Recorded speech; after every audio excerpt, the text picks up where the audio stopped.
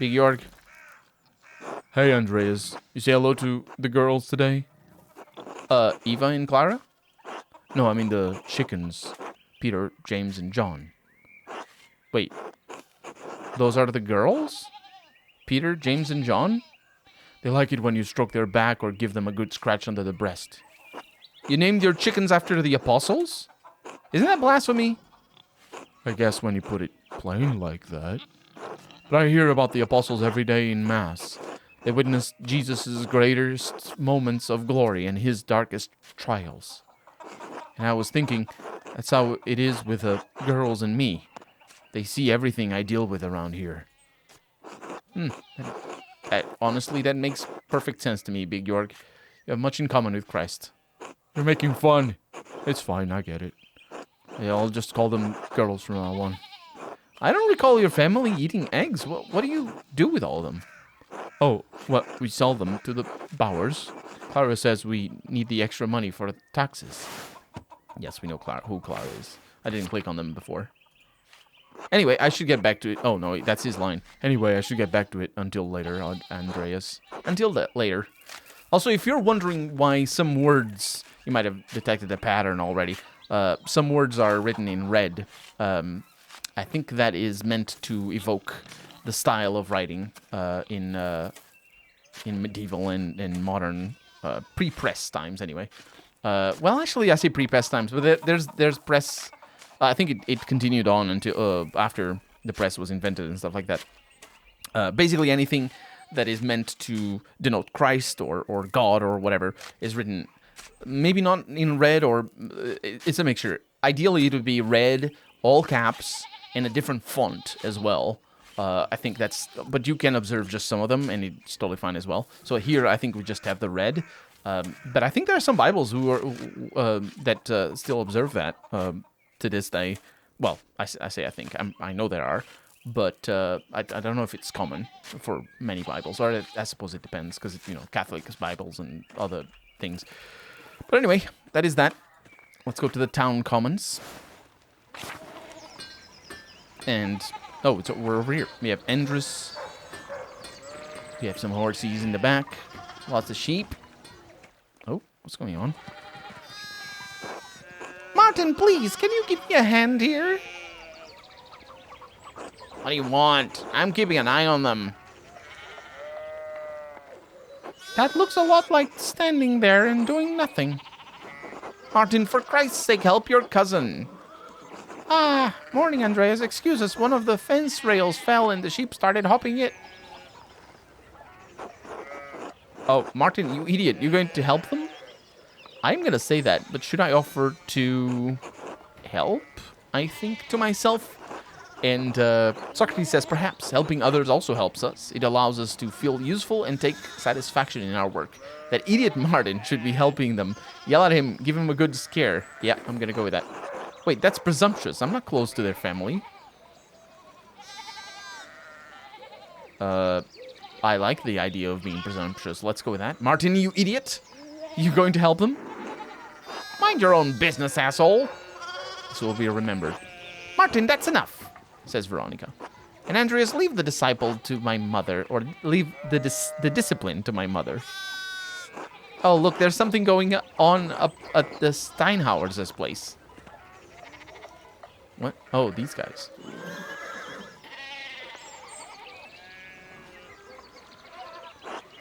Who's that on the horse? Looks rich. I don't know, Martin, but Lucky is giving him an earful. Christ, I haven't seen Lucky that worked up since Peter and Clara's wedding when Johann pulled his pants down. Johann being this fellow right there. Knocked 2 of my men's teeth out. You don't want to feel the strength behind a stonemason's anger. You think he's a noble? He looks really rich. God damn it, Martin, stay out of trouble for once. What? On to Hetty? Hetty? Behave yourself. Don't we have enough to deal with right now? Andreas, if you wouldn't mind moving your skinny little body up the road, we need to get these sheep under control. Oh no, sheep are going. Of course, see you later.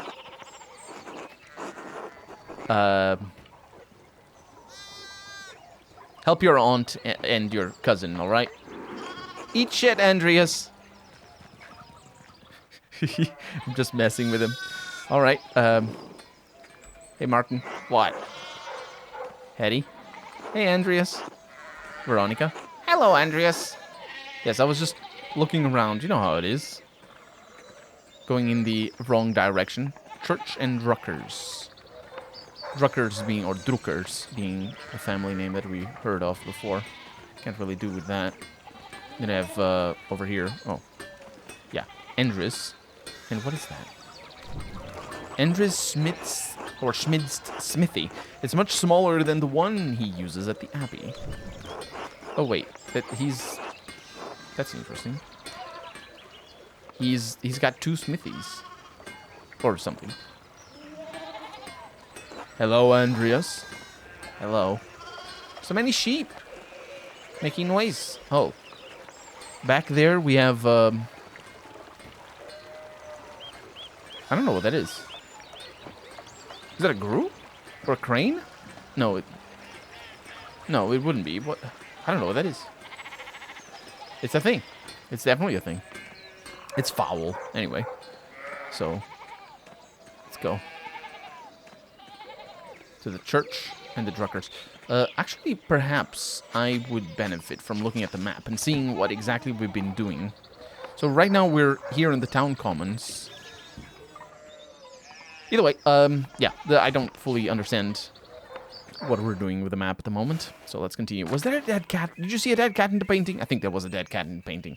I didn't like a dead cat in the painting. What do we have here? Oh. The hell? Morning, Andreas. How's it going? Says Klaus. I didn't read what he was saying. What was that? Morning, Klaus. Another day at the Abbey. Another few hours to work on my masterpiece. Good to hear. You still coming by for supper tonight? Marie and Bert would love to see you. And that's, I assume, his wife and his kid? You really need to see these new woodcuts I have for an Italian edition of Till Eulenspiegel. Eulenspiegel? Potentially? Till Eulenspiegel, the titular character of a popular 15th century book. Till is a prankster, continuously exposing the vices and hypocrisy of others. He's also quite skilled at tricking people into smelling, touching, or eating his excrement. Ah, typical. And we have... There's things. Is that a hare with a lance? I think it is. I didn't realize Father Thomas let you print books in Italian. Oh, come on, Andreas. It's not that strict. I know he's just trying to protect people from adventure stories of questionable moral repute. He doesn't mind those so much, actually. No. As long as they don't get too, you know, carnal. Oh. So, supper tonight after Vespers? Of course, thank you. Great, I'll tell Marie and Bert you're coming. See you then. See you later. So that is Klaus. This is his house, I can't go in. Moving on then. God bless, Master Maller. Mailer? No, let's go with Maller. I hope your week is going well. Thank you, Father, but, I'm running late to the Abbey. That's no problem if you don't have time for me today, but the question is, will you have time for the Lord on Sunday? You understand how important it is for your salvation that you receive Holy Communion, don't you? I do, but I've been working... Actually, let's see. I stayed up all night, late on Saturday. I don't want to get into an argument with him about this. This asshole can't make you go to Mass? To hell with him. A man has many duties, says Socrates. Father Thomas should appreciate how hard you work to help the Abbey. Let's go with that. Almost everyone in town works hard, though. Oh, apparently that's not very good. I do, but I've been working on sketches late at night, and Andreas, this is about more than your success in this life. There is another... Oh my, what a blessed day to receive such an illustrious visitor. Master Mahler, this is Lorenz, Baron of Rothvogel, a great lord from the countryside near Worms. Worms, the prosperous imperial city in the western parts of the empire, located on the Rhine River. That's Rennes, right? The Rhine River? I think so. So it could be Worms, or pronounced, I don't know how it is. Let's go with Worms. Worms has been the site of many imperial diets. All right. Good to see you, Father Thomas. It is nice to be remembered fondly. I only wish all of your neighbors were as welcoming. Well, yes. What brings you back to our little town? My wife and I were returning from a trip to Venice. We spent a few days in Innsbruck, and it was terribly dull. Innsbruck is the capital of the Austrian county of Tyrol, and major stop on the Imperial Road connecting Italy and Bavaria. It is the closest major city to Kiersau Abbey and Tassing. Notably, it was also the site of witch trials in 1485. Not too long ago, although it's been more than 60 years and people forgot. I mean, it has a certain charm common to these Alpine cities, but the place was crawling with nobles for the emperor's diet. Yes, what is a diet? An imperial diet is an assembly of the 3 colleges of the imperial estates of the Holy Roman Empire. The prince-electors, the princes and dukes, and representatives of the imperial cities. They meet to deliberate on matters of importance to the empire. The Emperor? Was he there? Did you see him? Oh, briefly, but he was sitting for a portrait at the time. Quite lovely. I didn't want to bother him or the painter. And that's because I'm Venusian. No, because I've been to Italy and stuff. I know this. How was Venice, my lord? I lived there only a few years ago. Oh, fascinating. Well, the city's Jews now live in their own quarter in the north. The city's artists are still producing wonderful work. Titian, in particular, is a god. No offense, father. Of course. Anyway, my wife wanted to stay a bit longer in Innsbruck, and I decided to ride ahead to make a visit to Kiersau. I heard Father Matthias died shortly after my last visit, of course. And Father Matthias is abbot of Kiersau before Father Gernot, widely respected by the monks and nuns, as well as the people of Tassing, known for his kindness and his love of books. A great loss for the abbey and for all of us. Indeed. By good fortune, I recently came across a copy of the Historia Tassiae. Tassiae? That's, yeah, of Tassau. Yeah, an account of the early history of Tassing, or not Tassing, yeah. Kiersau's, I mixed up the two things. Kiersau's previous abbot, Father Matthias, had a copy. Baron Rothvelg brought another to the abbey as a gift. I recently came across a copy he was reading during my last visit. Father Matthias was hoping to find a second copy to corroborate the contents of the first. It contains some fascinating details about the history of this place. I'm afraid they might even cause a bit of a scandal. Ah, yes. But I must be off. There will be time enough to discuss Tassing's past later. I commissioned a manuscript from the abbey through Father Gernot, and I have come to check on his progress. That's Father Gernot right there. Oh, my lord, if you have come to see your manuscript, you should speak with young Master Mahler here. Not quite a true master yet. I still have to marry and be approved by our city council. Andreas is a journeyman artist from Nuremberg. For the next few months, he's also helping in the abbey's scriptorium, a room for writing, illustrating, and illuminating manuscripts. Illuminating is drawing, but illuminating manuscripts, though typically associated with monasteries, they have disappeared from almost all abbeys by the 16th century. Is it because of the printing press? It wouldn't be, wouldn't it? I don't know. Because copying books is a very important role of the clergy throughout the medieval ages. A Nuremberg artist working in an abbey scriptorium in 1518? Current year argument? Oh, we should talk, Andreas. I must know the story. Oh, of course, my lord. It would be an honor. Wonderful. It's so rare to find someone in the countryside who knows anything about art. Thank you for the introduction, Father Thomas.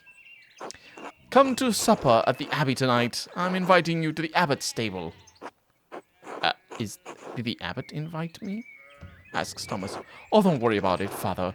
Just show up after Vespers. What is he going to do? Refuse us? Excellent. We will see you then.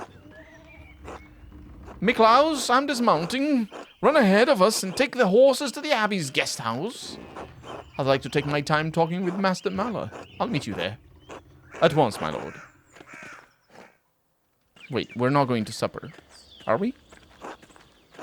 So then, a journeyman from Nuremberg. Forgive me for saying so, but you seem a little old to not be yet a master. Are you unmarried? No, I'm not married, but in truth, I came to my vocation later than my father and brothers. I was in university for a number of years at Erfurt. Erfurt is one of the most populous cities in the empire and is located near its heart. It has been home to a respected university since 1379 and is a center for humanist thought. Erfurt, wonderful. The same university as Martin Luther. Have you read his works? Tremendous mind. Martin Luther, priest and professor of the theology at University of Wittenberg, controversial for his opinions on the church's sale of indulgences to forgive sin. And if you don't know what this is, Lutherans would be the sect? I don't actually know the term, but yeah, Lutherans would be the people, sort of is it Orthodox or is it Protestant? Either way, I don't think it's Orthodox. I think it's Protestant or Protestant. I don't know how to pronounce it in English, but either way, it's the Christians that are specific. There's a bunch of differences to the Catholic canon, but either way, this is one of them.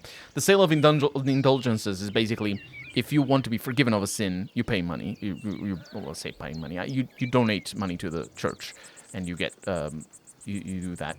And this also happens for other things, not necessarily related to forgiving sins, but things like, for example, praying for the departed or stuff like that. So even after death, you could pay for your salvation in the afterlife, and the church would see to that. Would intercede. I think there's a term for that and how it works. But either way, that's what this is in reference to. It's very famous, so most of you might know about this. But anyway, these the opinions of on the church's sale of indulgences to forgive sin, which were recently published and distributed throughout the empire. Indeed. He says things about the church that should have been said years ago. Might get him into trouble, but he's a brave, brilliant man. Wait, you may have even met him. Did you? You must tell me. Oh no, he was a few years ahead of me. I'm gonna be a suck up to this guy. Still, his ideas do seem fascinating. I agree wholeheartedly. I simply must meet him if I get the chance. I wonder if the good brothers of the Abbey have ever heard of him. Perhaps they have even read his list of 95... What? Theses? That's a plural of theses. So I think it's pronounced the same, but that's... Yeah. 95 theses against the church. A list of propositions against the church's practice of selling indulgences for the remission of sin. It was written in 1517 by Martin Luther. Father Matthias was not above having a lively debate. I hope Father Journeau does not disappoint in that regard. But enough about Luther for now. Tell me about your university studies. Why are you so interested in my... Oh, wait a minute. Suck up. Suck up is that one. Forgive me, Baron, but did you attend university? You seem very well educated and charming. No, my family is merely wealthy enough to have provided me with all of the books and tutors a child could dream of. I love all knowledge, from Aristotle and Cicero to Ficino and Erasmus and everyone in between and yet to come. He's just name dropping. I don't think he knows anything. But anyway, let's learn about these. Aristotle, Greek philosopher and student of Plato. He renowned as a polymath. He wrote on a wide variety of subjects. His work is extensively cited by current scholars, and even more work is attributed to him than he could have ever written. Well, that's very common for old philosophers and stuff. Erasmus of Rotterdam, a Dutch priest and philosopher who is preeminent among northern humanists. He is known for his works in Latin and Greek, as well as his calls for reform within the church. Cicero is a statesman, scholar, lawyer, and renowned orator of the late Roman Republic. Oh, I thought it was Italian. So it's Cicero. He is revered both for his contributions to Latin literature and his skill at rhetoric. And Ficino, Marsilio Ficino, was a 15th century Italian priest and humanist who was one of the leading figures of the Italian Renaissance. He is well known for his translations of the works of Plato into Latin. I may have misjudged the Baron, I think to myself. It seems he is as well-read as any university student. Is he, actually? I don't know if he is. In truth, I am simply happy to speak with another well-educated man. Now then, did you earn your doctorate? No, I didn't. Only a master's degree. I started working toward a doctorate, but didn't finish. Oh, that's a shame. Well, what was your area of study? Theology, imperial law, or medicine. So theology is a strong understanding of Catholic theology, biblical knowledge, canon law, heresies, and similar subjects. Imperial law here knows the basics of the fractured systems of law that govern the various states of the Holy Roman Empire. And medicine, familiar with the basics of human biology, medicine, and illness. I think I like that for an artist, because that way you have plenty of time to, draw bodies and stuff like that. So let's go with that. All things medical, studying the latest and greatest texts coming out of Italy. Yes, the Italians continue to innovate in that area. Extraordinary, really. Fascinating work. Who knows what secrets we may learn about the human body, in the decades to come. You? If I had any faith, I would have prayed you'd never show your face here again, says Attilia. Oh. Curse you, Lawrence Rothvogel. Perchta's dogs tearing you to pieces would be too kind of fate. These rustic communities display a shocking lack of hospitality, don't you think? What was that about? Who knows? By the time I finish guessing, the old crone will probably be dead. Well, what of your early time in university? Every student must study the trivium and quadrivium, yes? The trivium and quadrivium represents the lower and upper divisions of a classical liberal arts university education. Latin grammar specifically, logic and rhetoric form the trivium. Arithmetic, geometry, music, and astronomy form the quadrivium. Did you have a favorite subject? Latinist. Andreas has a strong command of Latin grammar and vocabulary. He can also easily recall sententiae antiquae. Quoted, actually, it's pronounced differently. No, this would be ecclesiastical Latin, so it's sententiae. No, sententiae. That's how it is. Sententiae antiquae.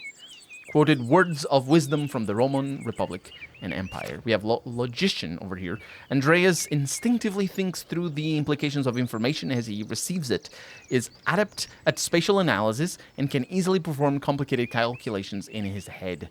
Orator over here. Andreas excelled at rhetoric in university. He is a skilled teacher, persuader, and public speaker. Occultist. Andreas knows a soul-endearing amount of theoretical and practical knowledge on alchemy, astrology, theurgy, No, I don't know. Actually, I don't know what theurgy is. Necromancy and various magical rites and ceremonies. And heavens and earth. Andreas knows a great deal about the constellations, heavenly bodies, and their movement. He's also familiar with various plants and animals from study and personal experience. Heavens and earth? Sounds like a good time. Although orator might be a good thing as well. Public speaker, persuader. Yeah, it could be. Yeah, let's go with orator. The art of persuasion, naturally. Rhetoric. Oh, I assume you studied the Greeks and Romans both. Yes, Aristotle and Cicero, of course, but also Christian thinkers like Augustine and Thomas Aquinas. Augustine, or Augustine, Saint Augustine of Hippo, was an early Christian philosopher, theologian, and bishop of Hippo Regius. He is recognized as a doctor of the church and is most known for his works, The City of God, and his autobiographic confessions, as well as his development of the doctrine of original sin, which is pretty important to a lot of the Catholic canon. And there was also Thomas Aquinas over here, an immensely influential philosopher, theologian, and jurist in the traditions of scholasticism, which is just learned stuff, traditions of scholasticism. I think that's what it means. True, we have less use for public discourse than senators did in the Roman Republic.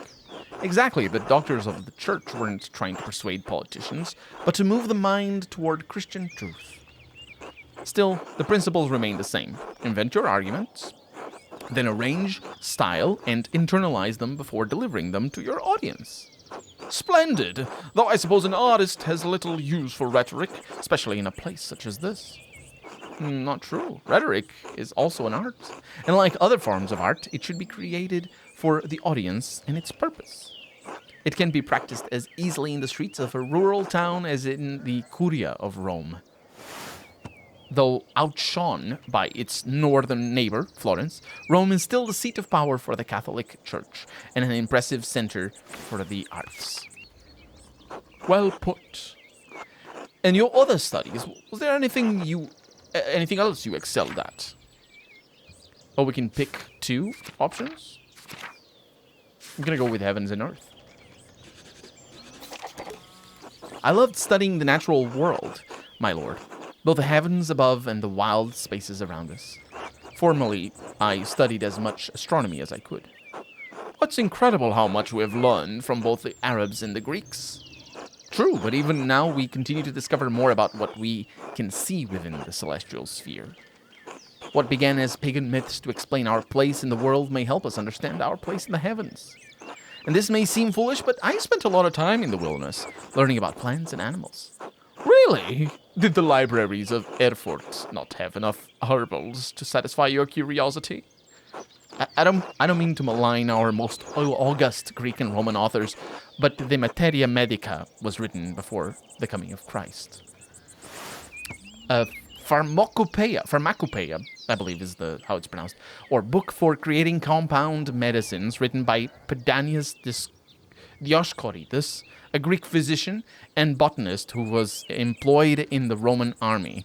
The 5-volume text has been a primary source of botanical information for centuries. Oh, if in the 16th century Europeans are still worried about 2,000-year-old books, then it's no wonder that Arab medicine was so well regarded back in at this time, because they were just leaps and bounds ahead of most of Europe, and would still be, I think, for more than 100 years after this game takes place. I think the first proper advancements in medicine, or there were advancements in medicine, but the first time I think the Christian world overtook, as it were anyway, the Arab world in terms of medicine was I think in the 17th century only. Or, the late 17th century, yeah. Surely there is more that we can learn about plants, insects, and animals by observing them in nature. And beyond that, I simply have a love for wild places. While I do not share your academic interest in nature, I must admit that I sometimes enjoy the solitude of a walk in the woods. Ah, there's the abbey. I have good memories of this place, and of Father Matthias. I was sad to hear of his passing. How did you come to know him? How did you come to know of Kirsau at all? My family have been patrons of Kirsau for, I don't know how many generations. Some years ago I heard that Kirsau still had a wonderful library and artisans. Professional artists have taken over most manuscript production, so I was shocked to find an active scriptorium here. That's why the game introduced the idea that most scriptoriums had disappeared by this time. Well, there's not much left of it these days. 2 old men, a young scribe, and me. Well, perhaps it is nostalgia that brings me back here. I commissioned a manuscript through Father Gernot a year ago. I thought I would stop by and check on the progress. Wait, are you the artist working on it? It's a prayer book with 20 illustrations. I know the work, but no. I do know the artist well, the venerable brother Piero. That's this fellow over here.